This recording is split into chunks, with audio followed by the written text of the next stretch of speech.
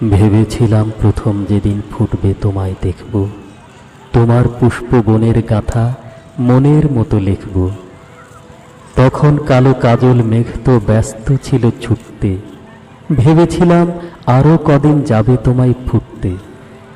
সবে তো এই বর্ষা গেল, শরৎ এলো মাত্র, এরই মধ্যে শুভ্র কাশে ভরল তোমার গাত্র।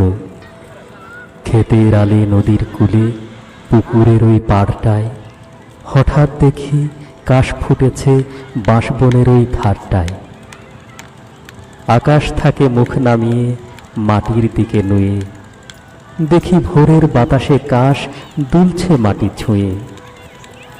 কিন্তু কখন ফুটেছে তা কেউ পারে না বলতে, সবাই শুধু থমকে দাঁড়ায় গায়ের পথে চলতে।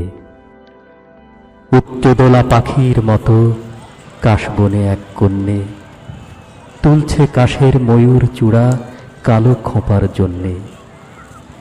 শরৎরানী যেন কাশের বোরখাখানি খুলে কাশবনের ওই আড়াল থেকে নাচছে দুলে দুলে।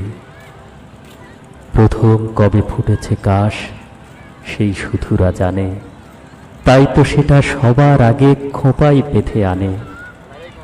ইচ্ছে করে ডেকে বলি, ওগো কাশের মেয়ে, আজকে আমার চোখ জুড়লো তোমার দেখা পেয়ে।